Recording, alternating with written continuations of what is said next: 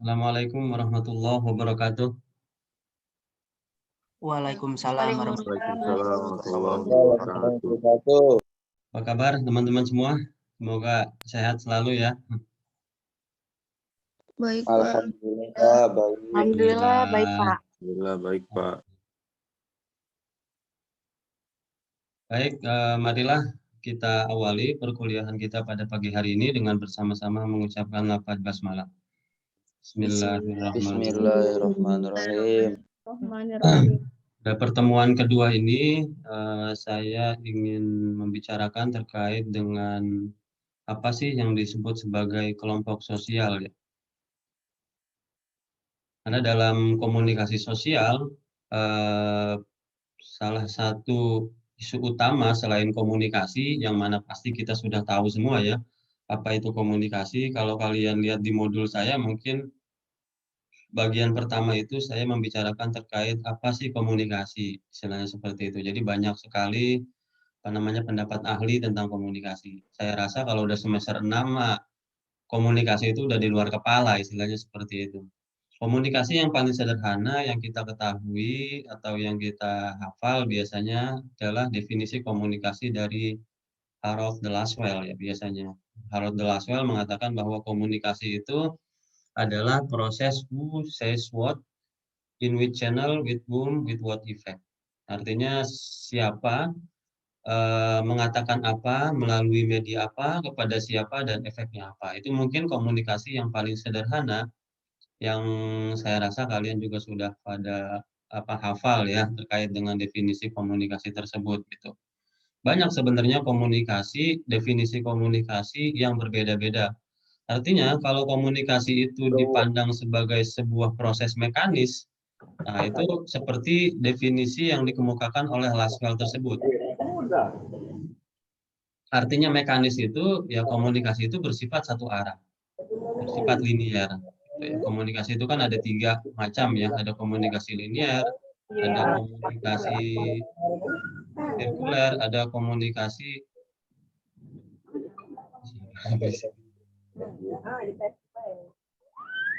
mute dulu ya. Ada komunikasi transaksional, istilahnya seperti itu. Jadi komunikasi linier itu komunikasi yang bersifat mekanis.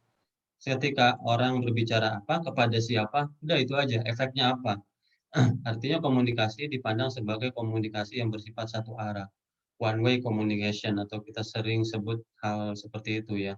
Ada juga komunikasi interaksional atau two way communication ya, kalau dalam istilah lainnya. Artinya komunikasi itu bukan hanya siapa berbicara apa kepada siapa melalui media apa, tetapi komunikator dalam hal ini bisa juga bertindak sebagai komunikan. Komunikan di satu sisi bisa juga bertindak sebagai komunikator. Itu yang disebut sebagai two ways communication atau komunikasi dua arah.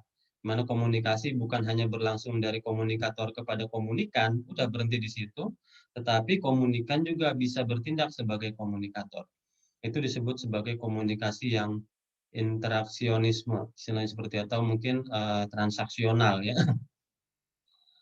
Selain komunikasi satu arah, ada juga komunikasi dua arah.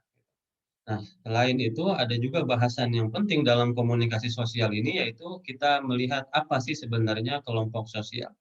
Jadi ada komunikasi, ada sosial. Nah, kalau komunikasinya mungkin kita udah di luar kepala semua, istilahnya seperti itu ya. Nah, kita membahas tentang apa sih kelompok sosial.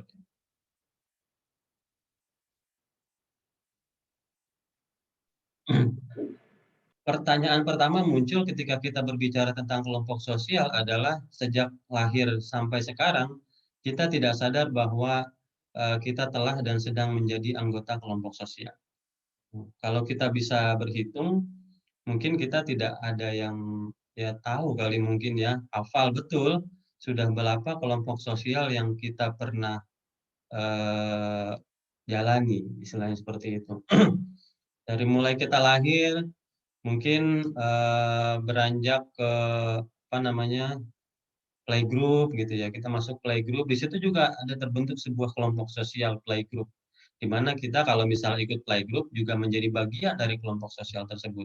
Mungkin sejak lahir ibu kita mengenalkan kita dengan komunitas anak-anak kecil, istilahnya sebenarnya komunitas-komunitas bayi, yang dimana mungkin kita secara tidak sadar, mungkin kalau sekarang kita bisa ingat memori tersebut, kita nggak sadar ya ketika itu kita ngomong apa, tapi mungkin sesama bayi itu mengerti bahasa mereka masing-masing. Itu juga disebut sebagai sebuah kelompok sosial. Setelah kita beranjak TK, taman kanak-kanak, kita juga berada dalam sebuah kelompok sosial yang berbeda dengan kelompok sosial di mana kita mungkin tadi sebelum kita masuk TK, kita masuk yang namanya grup. Setelah TK kita masuk sekolah dasar dari kelas 1 sampai kelas 6, mungkin saja kelompok sosial yang kita ikuti itu berbeda-beda. Dari kelompok sosial semester kelas 1, kelas 2, kelas 3 dan sampai kelas 6. Itu udah berapa kelompok sosial yang kita ikuti. Belum lagi kalau kita misalnya ikut bimbel juga, ikut kelompok belajar, ikut kelompok yang lainnya di luar kelompok sekolah. Itu juga menjadi sebuah bagian dari kelompok sosial yang kita ikuti. Sampai kita SMP, SMA, sampai mungkin sekarang kita berada di semester 6, mungkin dari semester 1 sampai semester 6 ini kalian juga beda-beda kelompok sosial yang kalian ikuti. Ada yang ikut BEM, ada yang ikut IMM, ada yang ikut HIMA mungkin. Nah, itu merupakan sebuah bagian dari kelompok sosial yang kalian ikuti selama kalian hidup. Mungkin kalau kita bisa hitung ya, kalau kalian coba berhitung, wah sudah banyak sekali istilahnya kelompok sosial yang kalian ikuti gitu, atau yang kalian menjadi anggota dari kelompok sosial tersebut gitu. Pertanyaan kedua, dapatkah kita menelusuri ya dalam kelompok apa sejak kita pernah atau bahkan sekarang masih menjadi anggotanya? Ya, kalau kita telusuri mungkin agak sulit sekali ya. Mungkin setelah kita kuliah ini ya kita udah nggak ingat lagi dengan kelompok sosial SD kita dulu. Itu udah pada berpencar, udah pada bisa, nggak tahu kemana. Nah, kan artinya kita sudah keluar dari kelompok sosial tersebut, berada dalam sebuah kelompok sosial yang baru. Nah, kalau kita mau hitung kelompok sosial tersebut di mana kita berada atau menjadi bagian dari komunitas itu sangat sulit sekali mungkin rasanya kalau kita mau menelusuri ya kelompok sosial yang sudah kita ikuti. Proses terbentuknya kelompok sosial itu pertama dari tataran yang paling bawah itu kalau kita ibaratkan sebuah piramida adalah kelompok individu. Jadi masing-masing individu ini yang jumlahnya miliaran mungkin di bumi ya gitu. Nah, itu adalah kelompok atau bagian yang paling besar gitu ya. Jadi sebelum adanya struktur sosial, masyarakat itu adalah merupakan sebuah individu-individu yang bebas. Itu individu-individu yang berdiri sendiri. Nah, setelah individu-individu ini merasa sendiri, nggak bisa yang namanya kita hidup sendiri. Kita butuh yang namanya sebuah kelompok sosial. Kita butuh yang namanya sebuah komunitas untuk berbagi, untuk ya bertahan hidup, survive, istilahnya seperti itu, untuk ya berbagi pikiran, berbagi pendapat, ya. Nah, itu kita butuh yang namanya sebuah kelompok. Dari individu ini yang berdiri bebas, berdirilah sebuah kelompok. Ya. Ada mungkin kelompok kayak kita mahasiswa, atau mungkin kelompok pelajar IMM, BEM. Nah, itu merupakan sebuah kelompok yang terdiri dari individu-individu yang bebas tentunya. Gitu. Nah, karena kita merasa berada dalam sebuah naungan organisasi Muhammadiyah, di mana mahasiswa Muhammadiyah mungkin punya sebuah komunitas mahasiswa, didirikanlah Ikatan Mahasiswa Muhammadiyah. Itu juga merupakan sebuah kelompok sosial yang dibentuk untuk yang mempertahankan nilai-nilai kemuhammadiyahan di kalangan mahasiswa Muhammadiyah. Gitu. Mungkin juga kelompok BEM dan yang lainnya, ya mungkin menurut paham-paham mereka, mereka berdiri berdasarkan yaitu ideologi mereka, pemahaman mereka akan suatu hal. Begitu juga dengan partai politik dan sebagainya. Mungkin karena ada kesamaan visi, misi, ide, ideologi, akhirnya mereka membuat sebuah kelompok sosial tertentu, di mana kelompok sosial itu adalah sebuah komunitas yang berideologi sama. Itu seperti halnya pemikiran-pemikiran individu dalam kelompok tersebut. Ya kalau kita misalnya orang yang tidak sepemahaman dengan mereka, ya kita nggak mungkin masuk dalam komunitas itu. Kenapa kita nggak join di mana MNI mungkin gitu ya kalau dalam kelompok mahasiswa ya, karena mungkin ideologi kita sebagai warga Muhammadiyah beda gitu ya dengan ideologi GMNI. Ya mungkin ada juga di sini yang ikut GMNI mungkin punya ideologi yang sama dengan kelompok tersebut. Artinya kelompok sosial itu terbentuk karena adanya sebuah tujuan atau visi misi tertentu itu ya. Karena kalau tidak ada tujuan, tidak ada visi misi tertentu dalam sebuah kelompok tersebut, saya rasa agak kesulitan ya kelompok itu bertahan atau berdiri gitu. Karena ada kesepakatan, karena ada kesepemahaman antara mereka sehingga terbentuklah sebuah kelompok sosial yang berideologi sama. Selanjutnya setelah terbentuk sebuah kelompok, nah ada yang namanya struktur sosial.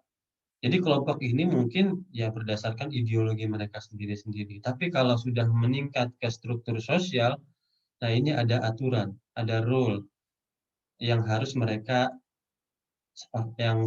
taati, istilahnya seperti itu.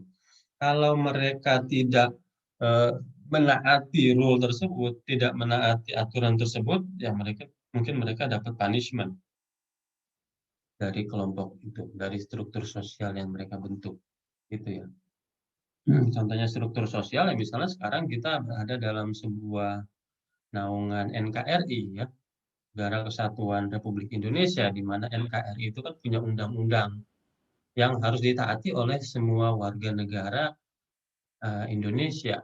Ketika kita misalnya melanggar uh, aturan dari yang telah dibuat, undang-undang yang telah dibuat oleh pemerintah, ya dalam bentuk sebuah struktur sosial, pastinya kita akan mendapatkan sebuah punishment, akan mendapatkan sebuah ganjaran dari apa yang kita lakukan gitu kalau nggak sesuai dengan aturan-aturan atau norma-norma yang berlaku dalam masyarakat kita atau dalam struktur sosial. Kalau kita pernah mungkin dengar komunitas Baduy gitu ya, Baduy Dalam, mungkin mereka kan punya aturan atau norma tertentu yang harus diikuti baik oleh kalangan Baduy sendiri atau mungkin ada orang luar yang masuk ke Baduy Dalam gitu ya, yang mereka harus menaati norma-norma yang sudah dibuat oleh komunitas tersebut, komunitas Baduy tersebut.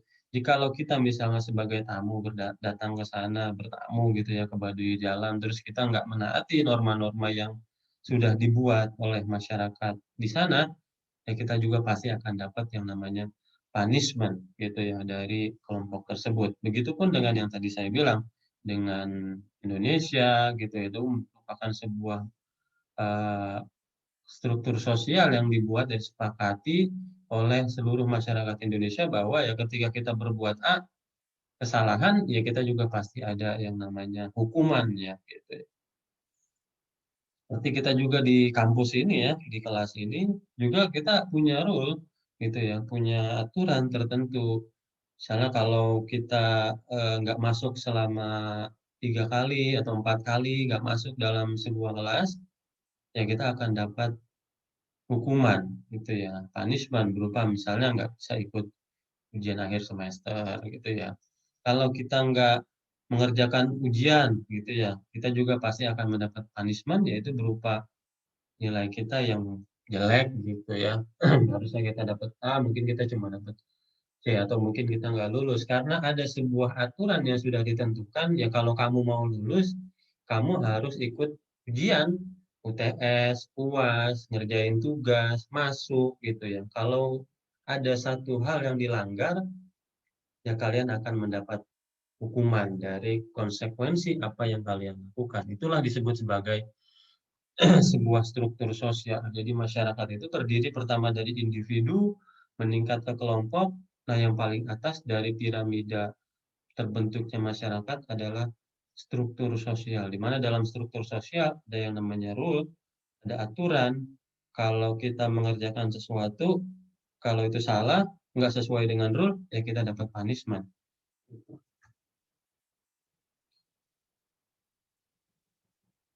Tipe kelompok sosial ini ada kelompok sosial teratur, ada kelompok sosial yang tidak teratur. Yang kelompok sosial yang teratur itu misalnya ada berdasarkan jumlah anggotanya, ada banyak, ada sedikit, gitu ya. Kalau kita mungkin di BEM yang lebih luas ya, istilahnya Badan Eksekutif Mahasiswa itu menaungi fakultas. Ada juga di bawahnya itu himpunan mahasiswa itu kan lebih sedikit ya jumlahnya dibandingkan BEM gitu ya. Ada juga di atasnya mungkin IMM yang komunitasnya atau jumlahnya itu lebih banyak dibandingkan daripada BEM mungkin dan Hima. Itu mungkin dari segi jumlah anggotanya.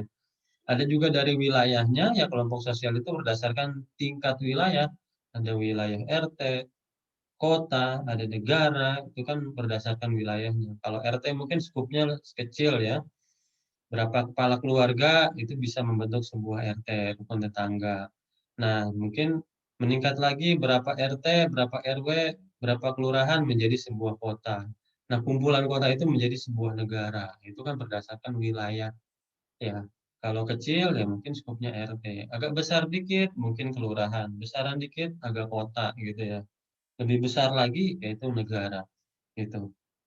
Ada berdasarkan kepentingan, ada kepentingan sementara, ada kepentingan permanen. Jadi kelompok sosial itu ya kepentingan sementara, misalnya kelompok sosial atau volunteer yang dibentuk untuk kepentingan yang sesaat saja gitu ya. Volunteer dalam rangka pencalonan sebuah kepala daerah, sebuah atau seorang kepala daerah, nah itu kan kelompok sosial yang dibentuk secara sementara. Ya ketika si A tersebut sudah terpilih menjadi kepala wilayah atau mungkin eh, kepala daerah, gitu, kepala daerah, ya mungkin kelompok tersebut sudah nggak ada lagi atau udah bubar. Dan juga mungkin yang permanen sifatnya. Kalau kita bentuk sebuah RT, RW itu kan permanen. Selama masih ada orangnya, selama masih ada wilayahnya, kelompok itu bakal ada terus, gitu ya. Kecuali misalnya digusur, gitu ya. Mau dijadikan apa? Taman misalnya tadinya itu komunitas warga atau tadinya itu pemukiman, ada RT di situ, terus mau dijadiin taman, ya tentunya kan nggak ada warganya di situ. Dan pastinya RT juga bakal tidak ada. Itu kan artinya kelompok yang tadinya permanen ya bisa menjadi bubar juga tergantung dari kondisi yang ada di wilayah tersebut.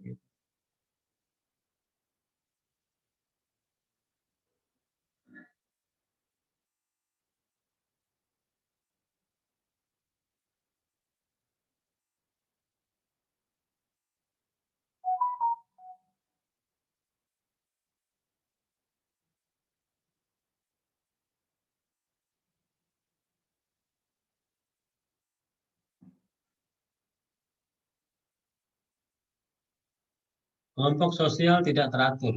Ada juga ya, tadi kan kelompok sosial yang teratur, istilahnya gitu. Ada juga kelompok sosial yang tidak teratur, namanya. Disebut juga sebagai crowd atau kerumunan aja. Kelompok manusia yang terbentuk secara kebetulan, tiba-tiba di tempat dan waktu yang sama, karena kebetulan memiliki pusat perhatian yang sama. Itu ya. Misalnya kalau kita berada dalam sebuah halte bus, Transjakarta, itu kan sebuah kerumunan aja, di mana ada beberapa individu yang saling berkumpul karena ada pusat perhatian yang sama, sama-sama nunggu bis Transjakarta. Atau di sebuah stasiun kereta juga itu merupakan sebuah kelompok sosial juga disebutnya sebagai kelompok sosial yang rumun ya. Karena apa namanya berada dalam sebuah tempat tertentu di mana ada perhatian yang sama yaitu sama-sama menunggu kereta yaitu bisa disebut sebagai kelompok sosial yang tidak teratur atau crowd. Atau kalau di kampung itu ya, kalau di apa namanya ya wilayah pedesaan atau kampung tuh masih ada yang namanya tukang sayur keliling. Yaitu mungkin kalau ibu-ibu pagi-pagi datang ke tukang sayur berkerumun istilahnya, nah itu juga disebut sebagai kelompok sosial yang tidak teratur.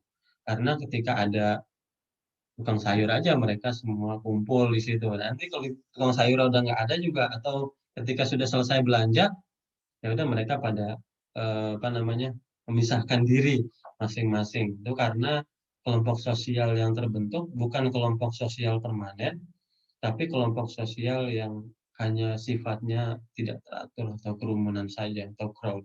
Dan banyak lagi yang lainnya contoh-contoh terkait dengan kelompok sosial tidak teratur gitu ya.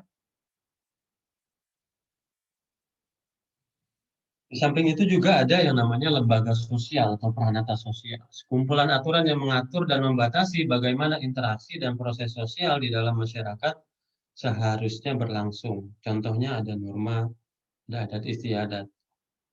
Nah, lembaga sosial atau peranata sosial merupakan lembaga yang dibentuk untuk memberikan untuk mengatur atau untuk membatasi kelompok sosial tersebut. Seperti peranata sosial yang kita tahu ya KPK. Ya kan dibentuk atau didirikan untuk menegakkan korupsi yang sudah semakin merajalela kali mungkin yang di Indonesia sudah berakar ya. Korupsi itu susah banget ya diberantas, susah banget dihentikan gitu ya. Nah, itu dibentuklah sebuah peranata sosial yang namanya Komisi Pemberantasan Korupsi. Banyak sekali peranata sosial yang kita temui dalam masyarakat kita di mana peranata sosial ya peranata sosial tersebut dibentuk untuk mengatur masyarakat, untuk mengatur sebuah komunitas, untuk mengatur kelompok sosial ya dari bertindak tidak sesuai dengan aturan. Artinya ini kelompok penegak hukum lah, istilahnya atau lembaga penegak hukum dalam struktur sosial. Jadi harus punya ya sebuah kelompok sosial itu harus punya yang namanya peranata sosial. Kalau di Bali mungkin kita sering dengar istilahnya ya kelompok calang ya atau apa gitu ya pecalang kalau nggak salah. Nanti mereka itu polisi adat istilahnya. Jadi kalau kayak kemarin ada Nyepi, nah itu kan setiap orang dilarang untuk keluar rumah. Ya, nah ketika ada orang yang melanggar, nah ini ada polisinya, istilahnya polisi adat ya, yang menghukum mereka yang tidak taat kepada norma dan aturan. Mereka kan sangat apa ya karena agamanya Hindu gitu ya, pura ya, pura ya ketika mereka ada masyarakat yang tidak tahu terus sembarangan memperlakukan pura yang ada di sana di Bali, ya tentunya pasti akan dapat punishment dari pecalang tersebut istilahnya seperti itu atau polisi adat dalam istilah masyarakat di Bali sana. Itu sebuah bentuk lembaga sosial atau peranata sosial.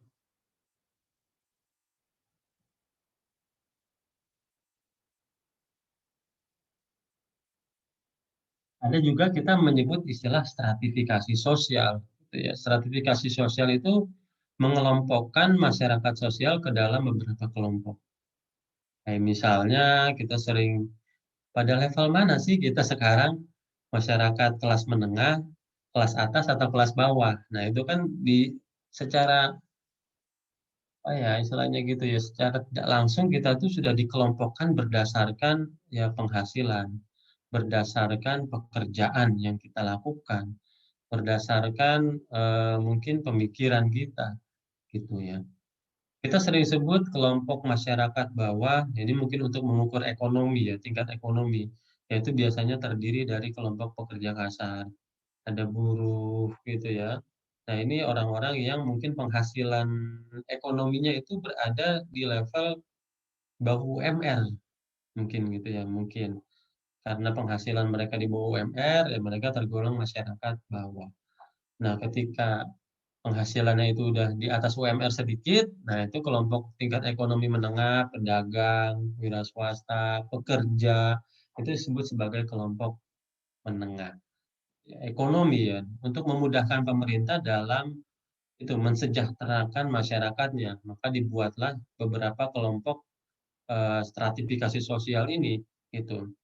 Artinya yang menjadi perhatian pemerintah ketika penghasilan masyarakatnya itu lebih banyak berada di bawah UMR, itu kan harus menjadi perhatian pemerintah. Oh, kenapa masyarakat saya ini atau masyarakat Indonesia ini penghasilannya di bawah UMR ya?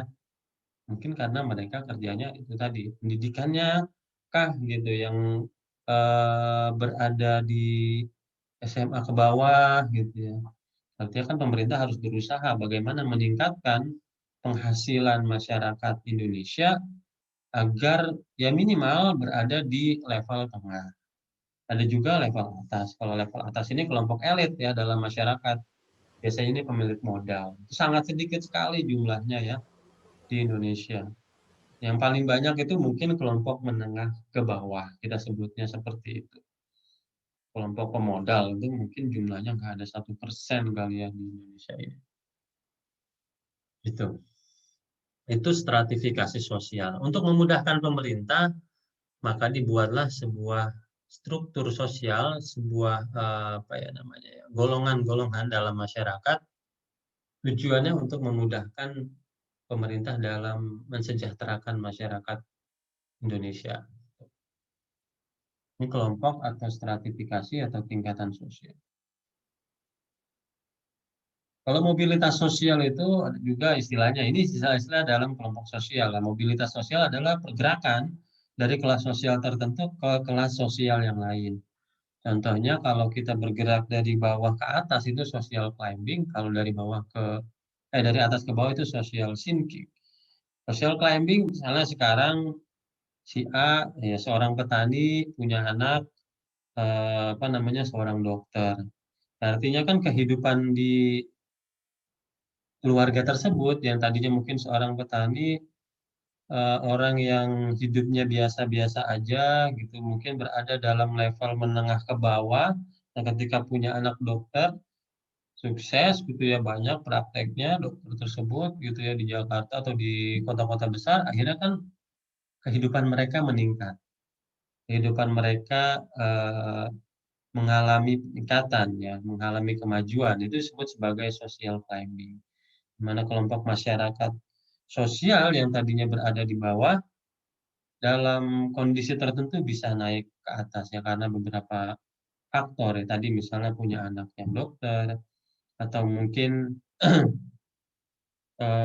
tadinya petani terus misalnya punya tanah luas, dibeli ya sama yang kayak di mana nih Tuban itu kan dibeli sama pemerintah, tiba-tiba jadi miliarder. Nah, terus uang yang hasil gusuran tersebut bisa dimanfaatkan oleh orang itu ya, atau diputar jadi berbentuk saham atau segala macam sehingga penghasilan mereka yang tadinya berada di level menengah ke bawah naik ke level menengah. Ini juga social thinking ya, atau dari level atas ke bawah. Misalnya atau contohnya ya orang yang tadinya kerjanya enak, terus tiba-tiba karena pandemi ini di PHK oleh perusahaannya sehingga nggak punya pekerjaan lagi, ya akhirnya tadinya berada pada level menengah, turun menjadi level bawah. Itu mobilitas sosial. Dan dalam kehidupan kita, ya banyak kita temui hal tersebut, atau hal seperti itu ya. Di mana orang sekarang lagi berada di level atas, tiba-tiba jatuh level bawah, karena sebuah kondisi tertentu, istilahnya seperti itu. Itu mobilitas sosial dalam kelompok sosial. Ada juga interaksi sosial, macam-macam bentuk kelompok sosial ya. Ada yang namanya tadi apa?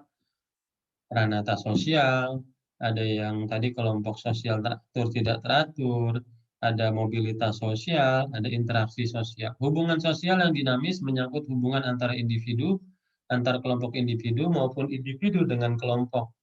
Interaksi sosial akan terjadi jika ada kontak sosial dan komunikasi sosial. Jadi yang namanya interaksi ini harus terjadi ketika ada yang namanya kontak sosial. Kalau misalnya kita hidup sendiri gitu ya, individualis lah di rumah juga nggak punya teman gitu ya, menyendiri hidupnya, ini kan mungkin dalam hidupnya tuh nggak ada yang namanya interaksi sosial, nggak ada yang namanya kontak sosial, ketemu dengan tetangga, ngobrol, nggak ada ya. Kalau nggak ada hal seperti itu nggak disebut sebagai interaksi sosial. Tapi ketika kita bertemu dengan masyarakat di sekitar kita, tetangga kita minimal, orang yang sama-sama tinggal di RT tersebut, gitu, ngobrol, ada interaksi, ada kontak sosial, ada komunikasi sosial, itu disebut sebagai interaksi sosial. Dan pastinya kita, nah interaksi sosial ini mungkin sekarang udah bergeser ya. Kalau dulu interaksi sosial kita tuh bersifat offline atau bersifat langsung, bertemu secara face to face. Tapi kalau sekarang interaksi sosial kita lebih banyak terjadi di komunitas WhatsApp kali mungkin ya, grup RT, grup apa misalnya Karang Taruna gitu ya. Jadi interaksi sosialnya itu terjadi bukan secara langsung ya, karena pandemi juga kita tidak apa ya namanya ya, dibolehkan untuk bertemu tatap muka, menghindari ya, bukan tidak boleh, menghindari untuk bertemu secara fisik langsung gitu ya. Ya akhirnya pertemuan kita berlangsung dalam sebuah media. Kayak kita sekarang ini ya seharusnya kita berada di sebuah kelas, bertatap muka langsung, bertemu secara langsung ya. Akhirnya nggak bisa bertemu secara langsung, tapi tetap ada interaksi sosial karena ada komunikasi sosial, karena kita bisa berkomunikasi walaupun melalui media Zoom seperti ini, itu tetap disebut sebagai sebuah interaksi sosial dalam kelompok sosial. Ada yang disebut juga sebagai kontak sosial. Kontak sosial itu pertama ada dari individu ke individu. Jadi kalau si A berkomunikasi dengan si B, nah itu disebut juga sebagai kontak sosial. Ini yang paling dasar istilahnya seperti itu. Meningkat individu dengan kelompok masyarakat.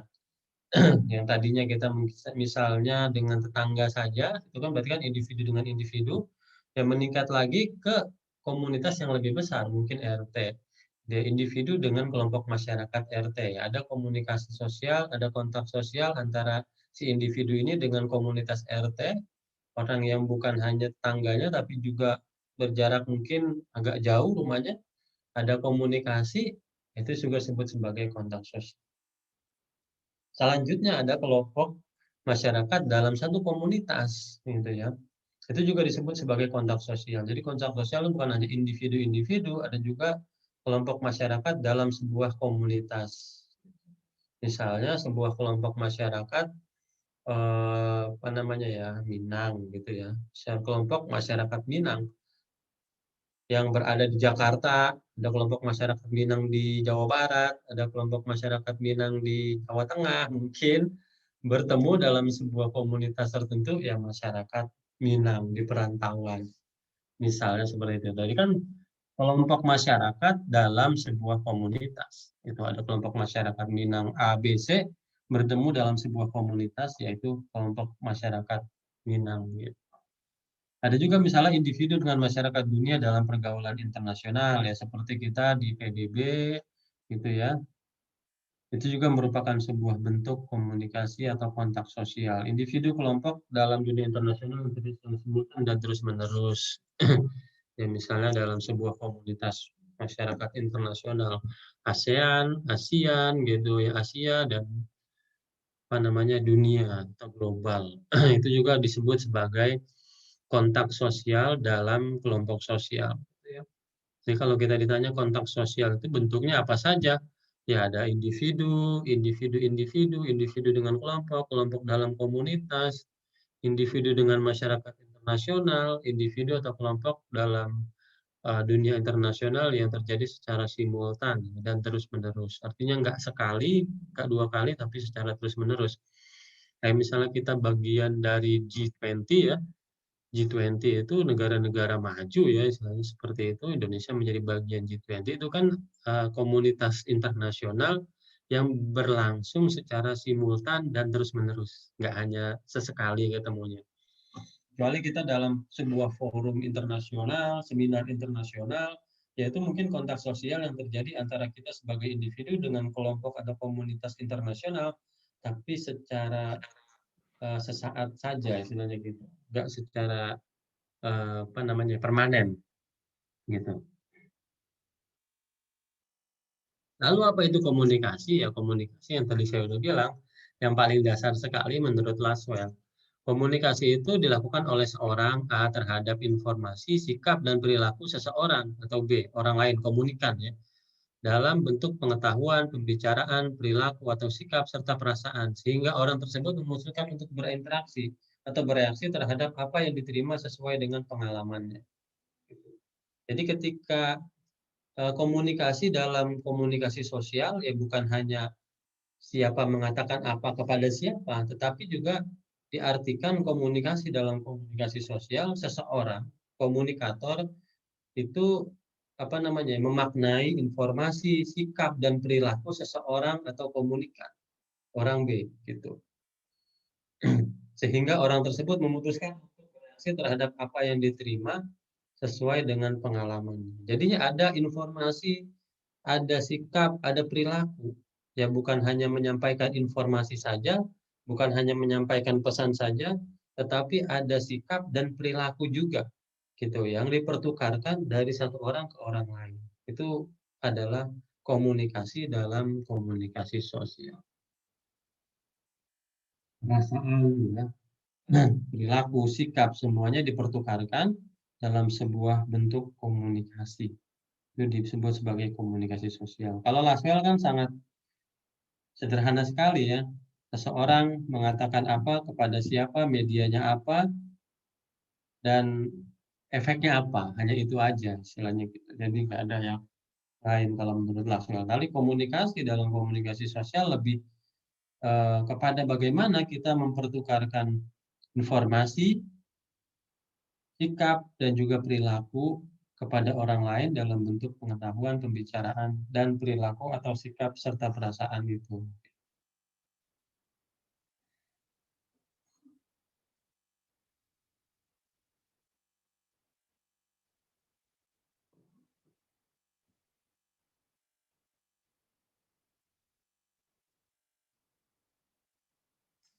Proses interaksi sosial itu ada pertama asosiatif.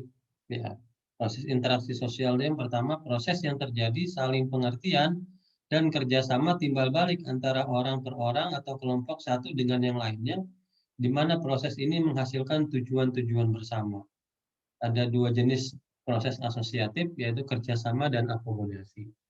Ini asosiatif artinya kerjasama timbal balik antar orang per orang menghasilkan tujuan bersama, asosiatif. Kita punya tujuan yang sama.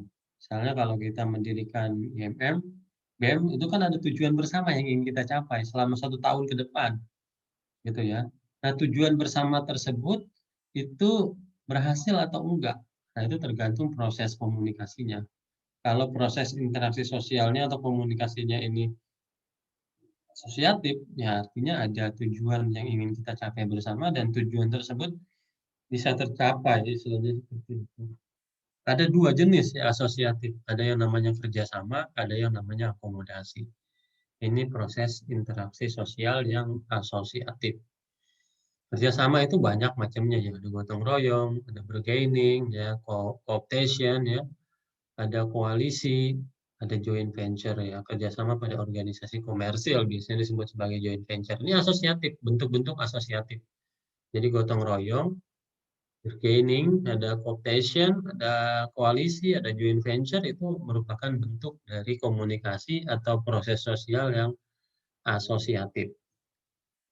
Ada juga akomodasi. Akomodasi itu bentuknya apa? Koersi, ya, kompromi, mediasi, konsiliasi, ada toleransi, stalemate sama adjudication atau jalur pengadilan. Itu merupakan sebuah bentuk akomodasi. Jadi beda dengan kerjasama tadi. Kalau kerjasama ini berbentuk saling pengertian ya antara satu orang dengan orang lain gitu ya. Seperti gotong royong kan artinya kan nggak ada paksaan ketika orang melakukan gotong royong.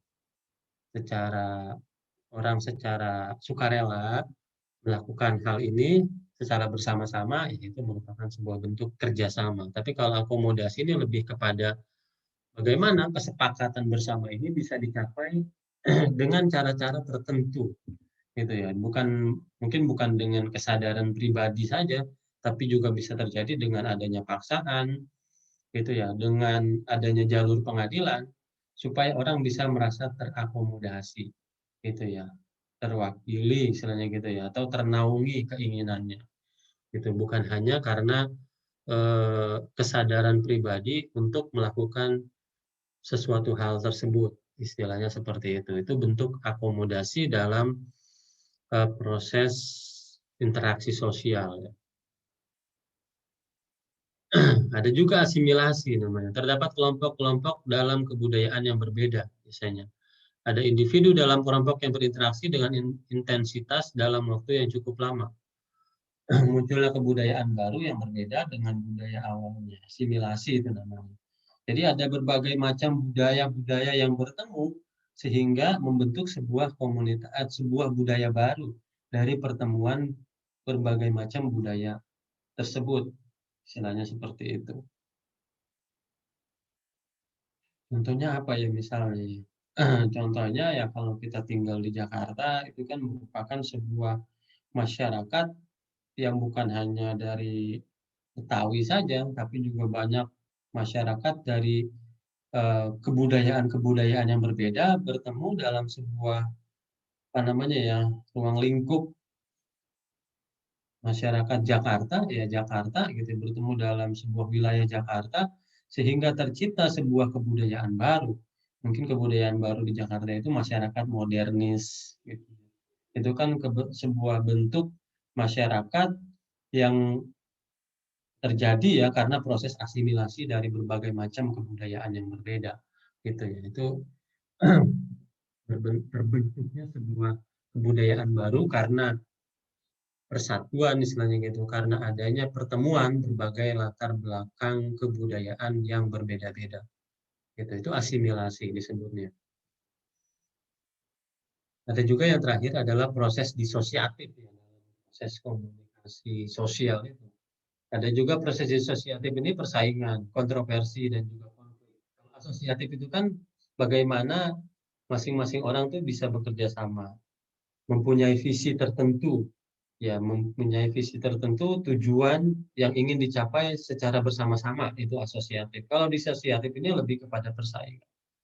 Yang pastinya ya ketika kita hidup dalam masyarakat sosial ya kita bukan hanya apa namanya bersatu terus, pasti kita juga ada yang namanya itu persaingan berlomba-lomba untuk mendapatkan keuntungan.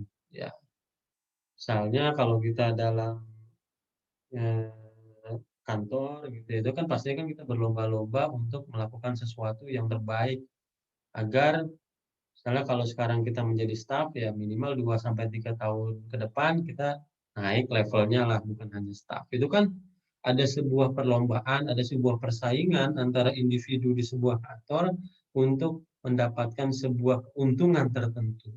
Itu disosiatif namanya.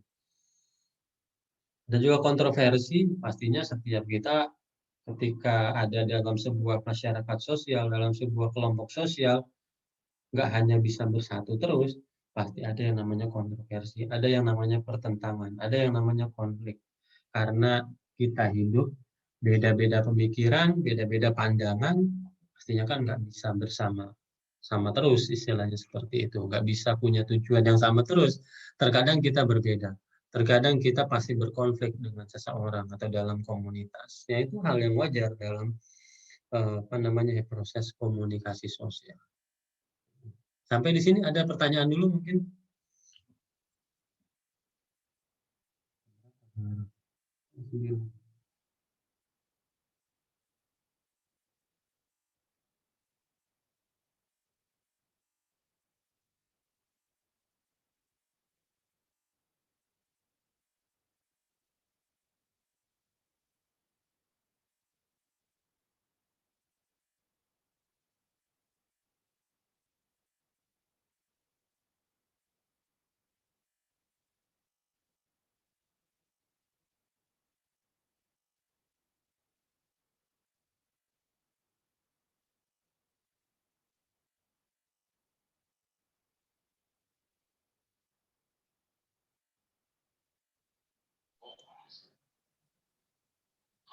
Permisi Pak, saya ingin bertanya Pak. Ya, silakan. Siapa? Fras ya? Iya Pak, Pras. Tadi kan sudah dijelaskan kalau kelompok sosial tuh luas ya Pak ya. Jadi saya ingin menanyakan kalau misalnya dalam suatu kelompok sosial, terus di dalam kelompok sosial tersebut itu ada seperti kubu baru lagi, apakah kubu tersebut bisa dikatakan kelompok sosial juga Pak? Dalam sebuah kelompok sosial terus ada sebuah kubu gitu ya. Iya, misalnya eh, di dalam instansi misalnya. Terus di dalam instansi itu dia ada kubu-kubu lagi nih, membuat geng baru misalnya nih Pak, set geng inilah, geng itu, dan padahal kita memiliki tujuan bersama, tapi mereka memiliki kayak interaksi sosial yang berbeda gitu Pak. Ada yang interaksi sosial dengan cocok seperti ini, ada yang seperti itu, tapi mereka memiliki tujuan bersama. Apakah kubu-kubu tersebut itu bisa dikatakan kelompok sosial gitu Pak? Ya, bisa disebut sebagai kelompok sosial, gitu ya. Artinya kan begini, sebuah kelompok sosial itu kan terbentuk karena yang tadi ya, tidak adanya individu dari individu membentuk sebuah kelompok. Misalnya dalam kelompok ini yang sudah besar ya, terus di dalam kelompok tersebut ada individu-individu yang membuat kelompok sendiri gitu. Artinya kan mereka punya visi yang sama ya, punya pemahaman yang sama, punya pandangan yang sama, mungkin agak berbeda dari visi yang besar, gitu ya, dari kelompok yang besar. Nah, itu juga bisa disebut sebagai kelompok sosial selama misalnya ya tergantung nanti kelompok sosialnya itu kelompok sosial permanenkah atau kelompok sosial sesaat gitu. Kalau yang permanen ya pastinya ada sebuah tujuan bersama yang ingin dicapai atau mungkin ada kesepamahaman pikiran yang sama itu sehingga mereka membentuk sebuah kelompok sosial. Tapi kalau cuma crowd, cuma kerumunan doang, kelompok sosial yang apa namanya ya terbentuk karena ada sebuah atensi yang sama secara sesaat, nah itu mungkin kelompok sosial tapi sifatnya sesaat nggak permanen. Ya, tapi kalau yang tadi ditanyakan sama Pras bahwa ada kelompok sosial, misalnya di BEM lah gitu ya, di Badan Eksekutif Mahasiswa itu kan banyak orangnya. Nah terus ada beberapa orang yang mungkin nggak sejalan dengan ketua BEM-nya gitu ya, terus mendirikan sebuah komunitas baru gitu ya, komunitas kelompok tertentu yang mungkin punya visi misi yang antara mereka ini sama, ya itu disebut juga sebagai sebuah kelompok sosial gitu. Sama yang tadi, tergantung tujuan mereka. Kalau tujuan mereka itu untuk apa namanya ya, punya ideologi, punya pemahaman, punya cara pandang yang sama, ya itu bisa disebut sebagai sebuah komunitas atau kelompok sosial itu. Bisa Pras itu disebut sebagai kelompok sosial. Oke Pak, siap.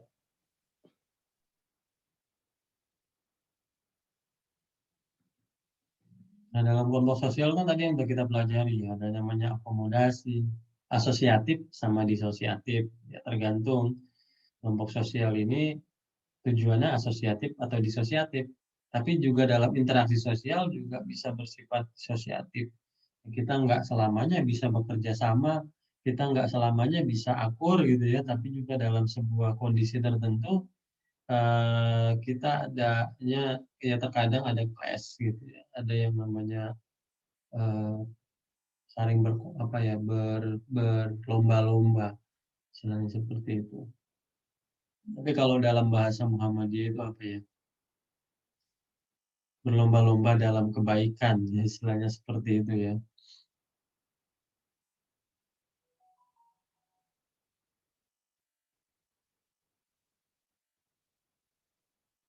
Berlomba-lomba dalam kebaikan itu ternyata apa diperbolehkan dalam Islam.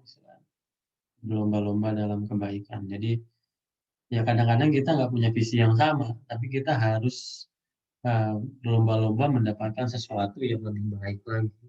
Dan itu di, diamini istilahnya gitu ya, diperbolehkan dalam Islam. Ini proses disosiatif. Ada juga yang namanya konsep-konsep interaksi sosial. Jadi konsep interaksi sosial itu ada dua paham yang berbeda. Pertama ada Herbert Blumer sama John Dewey namanya gitu ya. Ini konsep interaksi sosial ya.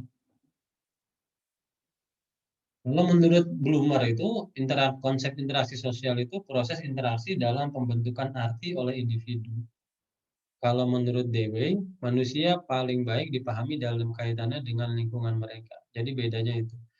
Menurut Blumer bahwa proses interaksi sosial gitu antara masyarakat, antara individu dalam sebuah komunitas itu dilakukan dalam rangka membentuk sebuah arti bersama gitu ya. Itu interaksi sosial. Kenapa masyarakat ini berinteraksi? Kenapa masyarakat ini berkomunikasi dalam komunitas mereka, dalam sosial, dalam masyarakat sosial? Karena ada arti yang ingin dibentuk oleh individu-individu tersebut. Gitu, itu menurut Bloomer. Jadi karena ada sebuah pemahaman yang ingin dicapai secara bersama, ada sebuah pemahaman yang ingin disepakati secara bersama, makanya interaksi sosial itu merupakan sebuah eh, keharusan istilahnya seperti itu. Jadi masyarakat itu berinteraksi karena ada arti yang ingin dicapai oleh masyarakat itu. Itu menurut Bloomer. Tapi menurut John Dewey, interaksi sosial itu yang paling gampang adalah ketika masyarakat itu ya pasti karena mereka berada dalam sebuah lingkungan, ya pasti berinteraksi, istilahnya seperti itu. Itu nggak bisa dipungkiri lagi. Jadi kalau menurut Dewey ya masyarakat berinteraksi ya karena mereka berada dalam sebuah lingkungan tertentu gitu yang ya mereka mau nggak mau pasti berinteraksi gitu. Tapi kalau menurut Bloomer ya kalau kenapa masyarakat berinteraksi ya karena ada arti yang ingin dicapai gitu. Bukan karena hanya mereka tinggal di sebuah lingkungan yang sama, tetapi karena ada sebuah arti tertentu dari komunikasi yang mereka lakukan. Menurut Bloomer dan John Dewey. Artinya ada dua pemahaman yang berbeda. Ya. Dua kubu yang berbeda dalam memahami interaksi sosial. Gitu.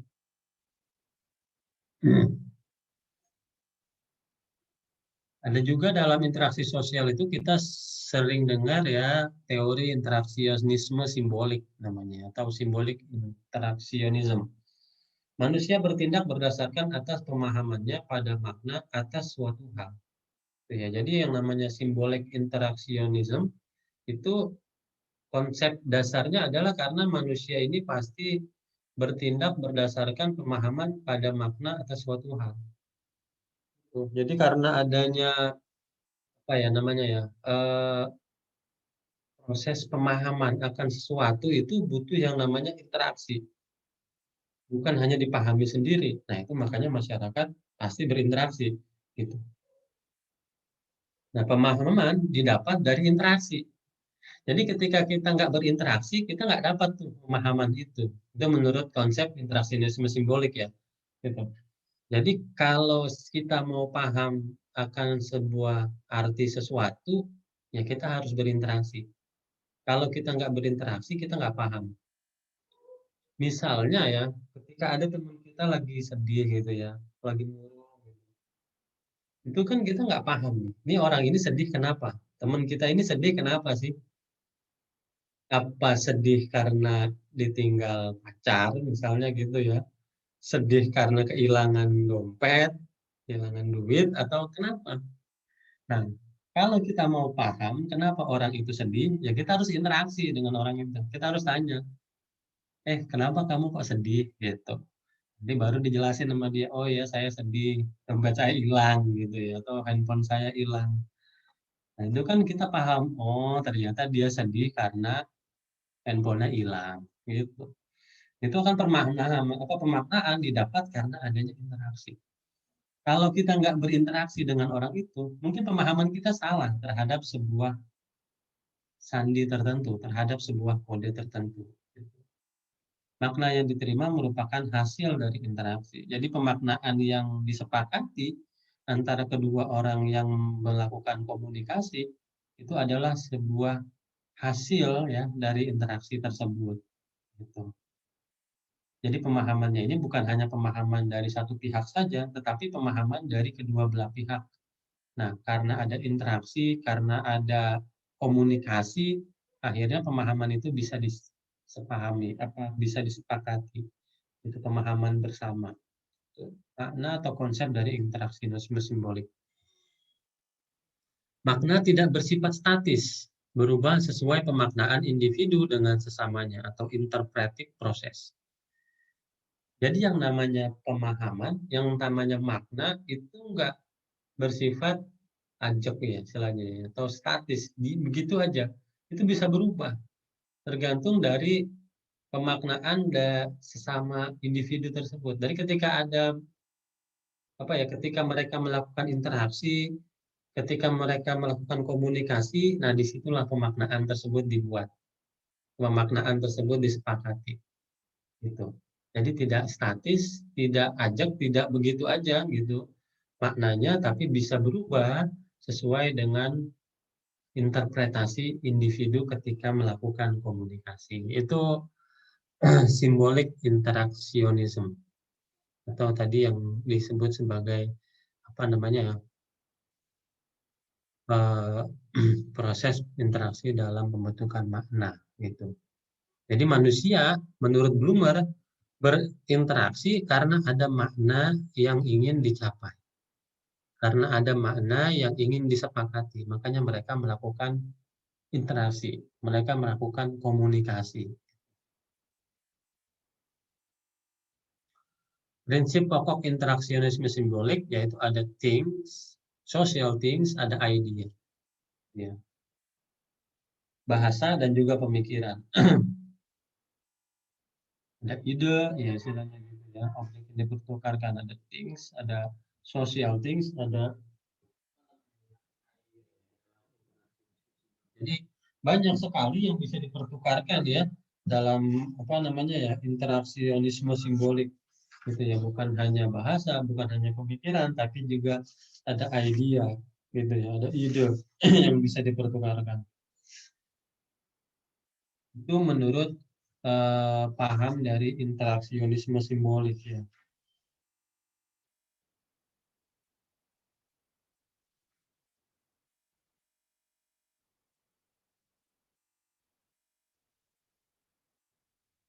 Ada yang mau ditanyain sampai sini? Pak, saya mau nanya, Pak. Ya, boleh.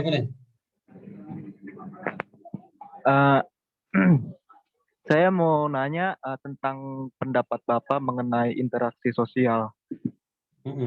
Nah, interaksi sosial itu kan penting ya, Pak, karena manusia itu nggak bisa hidup sendiri dan manusia itu selalu membutuhkan manusia lain. Nah, gimana jadinya jika ada orang di lingkungan kita sendiri yang sifatnya itu apatis sama lingkungan sosialnya, dan gimana cara mengatasi masalah itu, Pak, kira-kira, Pak? Ya, pertama pemahaman kita adalah setiap orang nggak mungkin bisa hidup sendiri. Pasti butuh yang namanya masyarakat sosial. Pasti butuh yang namanya interaksi dengan sosial gitu ya. Nggak mungkin tuh misalnya kalau di dalam masyarakat kita gitu ya, atau mungkin di tempat tinggal kita, ada orang yang terkesan misalnya tuh nggak peduli dengan lingkungan. Tapi pasti dia punya komunitas tertentu. Pasti punya komunitas lain, mungkin nggak di lingkungan tempat tinggalnya. Bisa jadi punya komunitas tertentu di tempat lain, misalnya di tempat kerja, atau di tempat kuliah gitu ya, atau di ya hal lainnya lah, pasti itu pasti. Karena nggak mungkin kita hidup sendiri, pertama gitu ya. Karena kita pasti butuh yang namanya interaksi dengan orang lain atau interaksi sosial. Yang kedua, bagaimana caranya kita mengatasi orang yang punya sifat tersebut gitu ya, berarti ya. Orang yang bersifat apatis ya dalam masyarakat sosial. Agak sulit sih ya kalau menurut saya. Soalnya kita itu orang lain. Ya, sementara orang tersebut mungkin punya ideologi tertentu, punya pemaknaan tertentu tentang masyarakat sosial, tentang interaksi di masyarakat sosial gitu ya. Nah, kalau kita mau merubah ya dari apa ya namanya? Kita mau merubah orang tersebut, bagaimana caranya agar orang tersebut itu peduli sama masyarakatnya, sama komunitasnya, atau sama lingkungan sekitarnya. Ya kalau kita sebagai orang lain ya agak sulit, istilahnya seperti itu. Kecuali mungkin mereka mendapat atau orang tersebut mendapat sesuatu pelajaran ya yang bisa dimaknai bahwa oh ternyata saya nggak bisa hidup sendiri dalam komunitas saya gitu ya, dalam lingkungan sekitar saya. Tuh. Misalnya dia mendapat sebuah apalah teguran atau susah gitu lagi. Gimana caranya, nggak bisa dia mengatasi sendiri, harus butuh tangganya atau orang lain. Nah itu mungkin nanti bisa sadar sendiri tuh orang kayak gitu. Tapi kalau kita coba untuk merubah pendapat orang tersebut, pikiran orang tersebut, mungkin agak sulit kalau menurut saya gitu ya, karena kita berada di luar ya dari orang tersebut. Kecuali mungkin yang bisa mengingatkan ya keluarga mereka, lingkungan sekitar mereka, teman-teman terdekat mereka, bahwa yang kita nggak baik hidup sendiri, nggak bergaul dengan masyarakat sekitar, nggak bergaul dengan lingkungan. Nanti ketika kita mengalami kesulitan hal tertentu, ya kita nggak ada yang bantuin gitu. Tapi kalau kita sebagai orang lain mencoba menasehati orang itu, berubah pikiran orang itu, saya rasa agak sulit gitu. Gitu kali mungkin pendapat saya ya. Mungkin lebih ke gimana kita mempersuasikan orang tersebut kali ya Pak ya? Persuasi, gimana caranya? Misalnya kita mengajak gitu ya. Iya. Iya benar. Ya bisa juga seperti itu, tapi kan ya namanya pemikiran ya. Sekali lagi, pemikiran itu kan agak sulit untuk kita rubah ya. Agak sulit untuk kita, kalau kita bisa sih ya itu lebih bagus istilahnya gitu. Sama halnya dengan orang yang banyak ya dari zaman saya kuliah juga mungkin sampai sekarang, orang yang apatis terhadap kelompok mahasiswa, BMK, Hima kah, IMM kah, ada tuh banyak yang kayak gitu. Dan sulit sekali untuk merubah pandangan mereka gitu ya. Kenapa kamu nggak ikut BEM? Ngapain ikut BEM? Ada gunanya, misalnya gitu kan ya. Ya kan sulit kita merubahnya gitu. Mungkin dia lebih asik dengan komunitas di luar sana gitu, bukan di lingkungan mahasiswa, ya bisa jadi istilahnya seperti itu. Itu kan pendapat pribadi dari masing-masing. Tapi kalau kita bisa mempersuasi, mengajak orang tersebut untuk join, gabung di komunitas BEM, IMM dan segala macam, itu lebih baik gitu. Sama halnya seperti itu. Jadi interaksionisme simbolik itu yang dipertukarkan bukan hanya bahasa, bukan hanya pikiran, tapi juga thing ya, social thing, niat thing itu kan benda ya, sebuah benda tertentu. Social thing itu benda sosial dan juga ide atau gagasan itu yang interaksionisme simbolik. Ada lagi yang lain?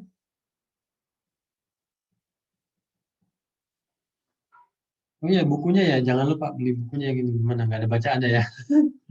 Komunikasi sosial, nanti ya saya kasih di grup.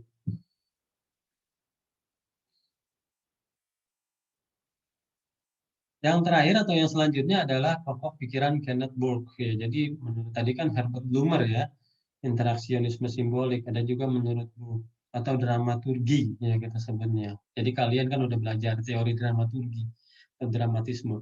Tindakan individu bisa diumpamakan sebuah lakon di atas panggung atau drama. Itu menurut Kenneth Burke ya. Atau teori dramatisme, dramaturgi kita sering sebutnya. Jadi ada act, ada tindakan, ada skin, ada scene, ada agent, ada agency, ada purpose. Jadi mereka mengibaratkan hidup kita ini seperti lakon. Hidup kita ini seperti sebuah panggung drama. Namanya panggung drama itu ada ya aktornya, ada scene-nya, ya, ada agentnya, ada orang yang membuat drama tersebut, ada tujuannya, ada purpose-nya. Jadi terkadang hidup kita ini bukan apa yang kita jalani. Terkadang kita hidup ini ya sesuai dengan drama yang kita mainkan. Sesuai dengan di mana kita berada. Istilahnya seperti itu. Contohnya gini, mungkin ada juga orang yang kalau di rumah itu pendiam sekali gitu ya. Emang dia aslinya diam, tapi karena sebuah pekerjaan tertentu gitu ya, yang mengharuskan orang ini ya nggak sesuai dengan sifat aslinya, harus diharuskan untuk banyak ngomong, ya itu, untuk ya bagaimana bisa mempersuasi orang, mengajak orang, itu kan kehidupan dia di rumah dengan kehidupan dia di pekerjaan itu berbeda sekali. Nah, kehidupan dia di pekerjaan itulah disebut sebagai teori dramatisme, di mana kita hidup bukan berdasarkan pada pemikiran kita, tapi kita hidup itu ya karena ada drama, karena ada lakon, karena ada cerita yang disuguhkan, sehingga kita harus berlaku seperti itu, gitu ya, bukan seperti kita yang asli, misalnya seperti itu. Itu teori dramatisme atau ada panggung depan, ada panggung belakang. Nanti belajar banyak ya tentang teori dramaturgi. Ya. Nah ini mungkin banyak diperankan ya. Kalau kita ngelihat sinetron ya, kita ngelihat apa ya pertunjukan-pertunjukan, itu kan mungkin yang dipertunjukkan ya, atau mungkin yang diperankan oleh orang tersebut bisa jadi nggak sesuai dengan sifat asli orang itu. Misalnya sifat asli orang itu yang tadi pendiam, nggak banyak bicara, tapi ketika harus di depan panggung, di depan kamera, di depan layar, ya orang itu harus apa ya berbeda, gitu ya, tampil beda dengan aslinya. Itu disebut sebagai teori dramaturgi menurut Kenneth Book. Nah ini ciri-ciri dasar suatu kelompok sosial. Di kelompok sosial ada kolektif ya, kategori sosial ya, himpunan peranan yang punya ciri seperti jenis kelamin atau usia. Oke, mungkin materi saya sampai di sini. Ada pertanyaan atau ada yang mau didiskusikan? Silakan. Pak, saya mau nanya Pak. Ya. Tadi kan kita ngebahas tentang teori sedikit tentang teori dramaturgi tadi.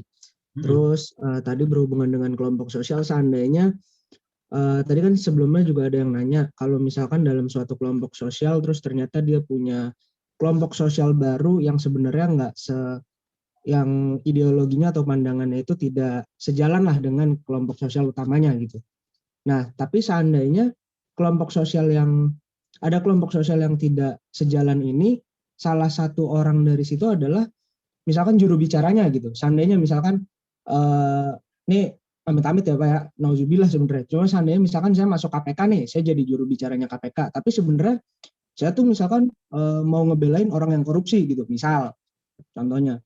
Nah, tapi saya juru bicaranya KPK gitu. Jadi ibaratnya secara dari pandangan saya sendiri, saya udah nggak sejalan nih sama KPK. Tapi saya juru bicaranya KPK yang otomatis kalau KPK mau muncul ke media, mau kasih press conference atau segala macam, saya muncul mewakilkan KPK gitu dan mewakilkan ideologinya KPK. Apakah dalam kondisi seperti itu teori dramaturgi ini sendiri itu berperan banget gitu Pak dalam kondisi seperti itu? Iya, itu teori dramaturgi namanya. Jadi antara panggung depan sama panggung belakang itu berbeda 180 derajat gitu ya. Jadi panggung depan kamu kan misalnya juru bicara KPK gitu ya tadi kan ya.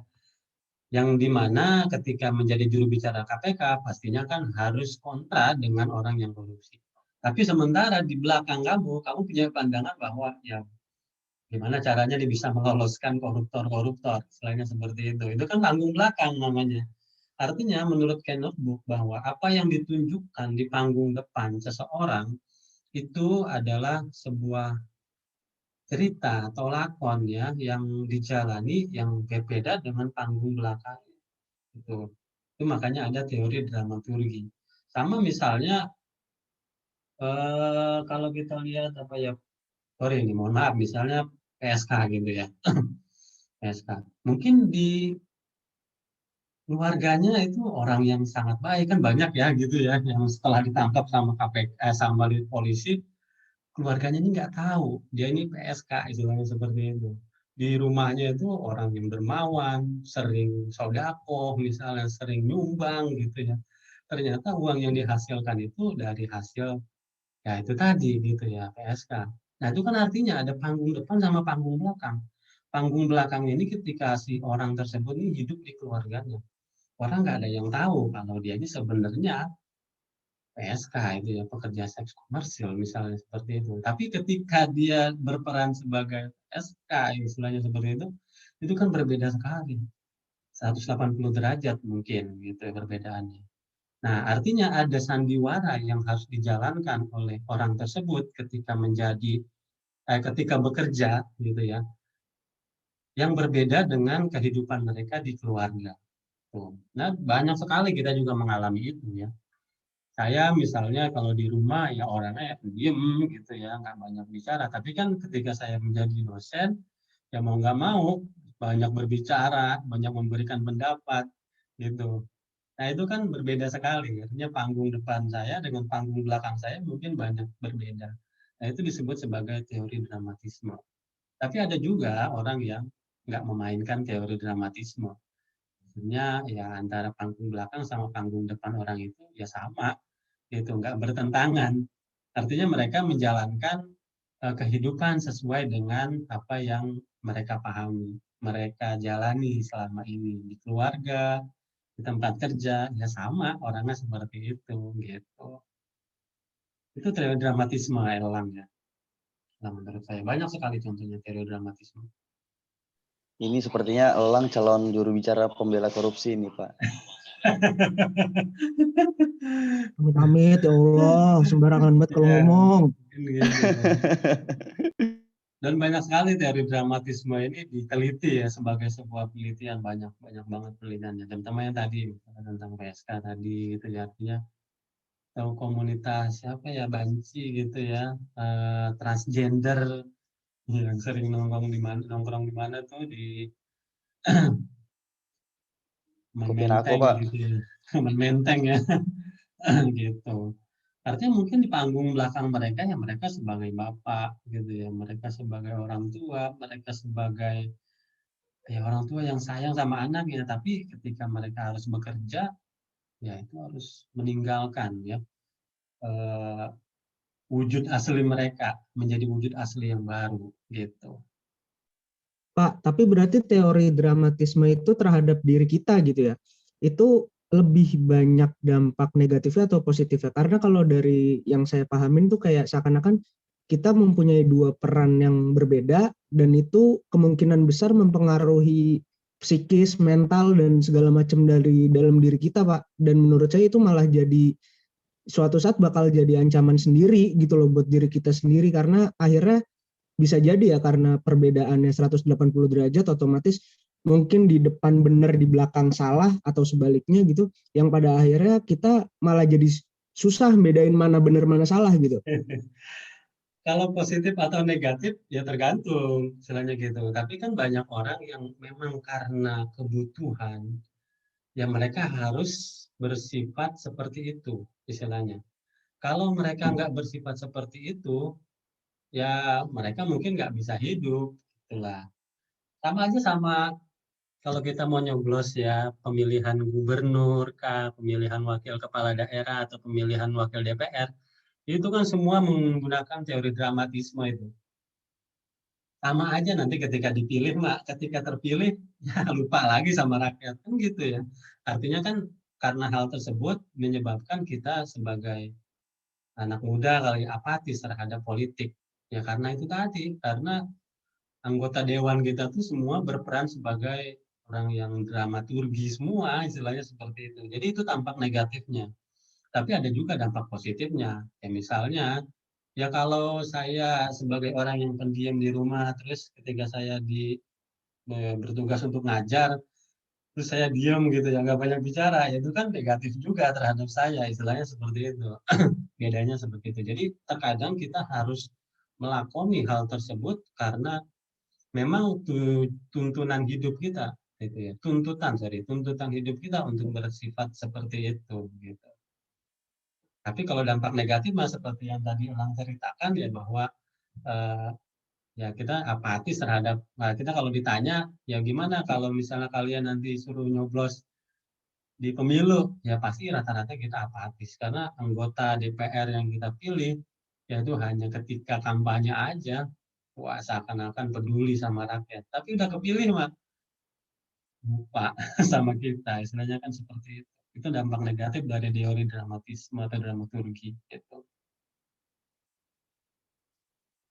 Gitu ya, Lang ya, kira-kira. Oke, siap Pak. Terima kasih Pak. Ya. Ada lagi yang lain?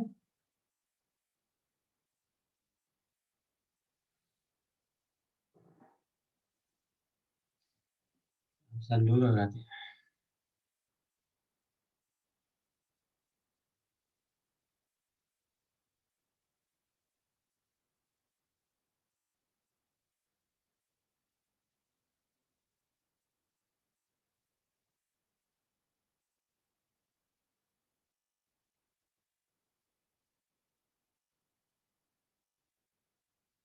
Kita absen ya, Fariza Rizkia ada? Ada Pak. Ada Pak. Ada ya. Fatima Nur Alifa, Ada, Pak. Dimas Anggi Saputra. Dimas Anggi hadir ya. Muhammad Dafa.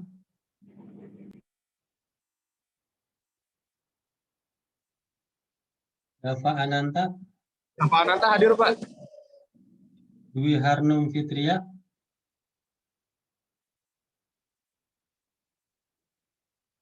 Dwi Harnum Fitria mana nih? Dwi Harnum ada nih. Halo Dwi Harnum. Hadir, Pak. Hadir ya. Sulham Habibi. Hadir Pak. Indah Nur Sapitri. Satriani. Hadir, Pak. Indah Nur Satriani. Septian Tri Wahyudi. Hadir Pak. Briliana. Hadir, Pak. Muhammad Bahrudin. Hadir Pak, hadir. Tri Pratiwi. Hadir, Pak. Ihya Tafrijia. Hadir, Pak. Fadilah Hasanah. Hadir, Pak. Cynthia Amalia. Hadir, Pak. Cynthia Levianti. Hadir, Pak. Muhammad Afriandi. Hadir Pak. Anggita Putri. Hadir, Pak. Anissa Alia Fitri. Hadir, Pak. Fahmi Alwi.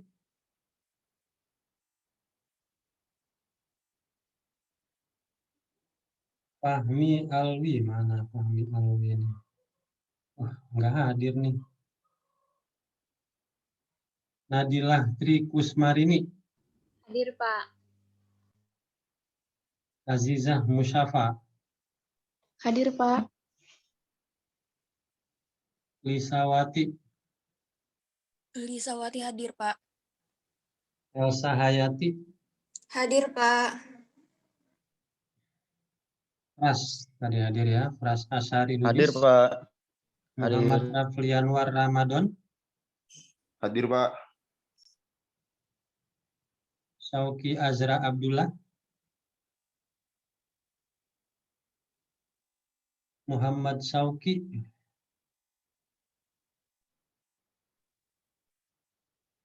Hadir ya, Muhammad Sauki nggak hadir. Syifa Ullahur Rahmaniyah. Hadir, Pak. Oh, Sauki hadir. Kenapa suaranya nggak ada nih? Sauki. Wisnu Anugrah. Hadir Pak. Hadir Pak. Abdullah Aslam. Hadir Pak. Mariska Nurul Sabila. Hadir, Pak. Nurul Izzati. Hadir, Pak. Rizky Fatmala. Hadir. Lang Rimba Dewata. Hadir ya. Hadir. Kiki Amalia. Hadir, Pak. Neneng Nurmalasari. Hadir, Pak. Rin Hamida Az-Zahra. Hadir, Pak. Muhammad Wisnu Syafiq.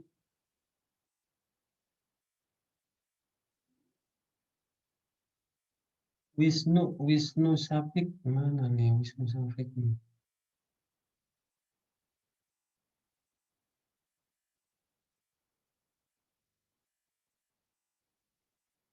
Nggak ada ya. Anissa Afaf Zahida. Hadir, Pak. Sirfa Nabila. Hadir, Pak. Azra Anissa. Hadir, Pak.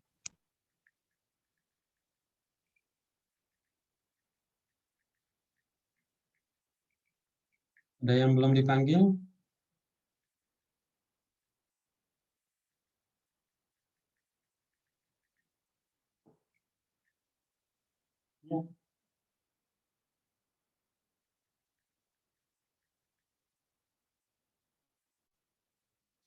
Oke, kalau nggak ada yang ditanyain, mungkin pertemuan apa namanya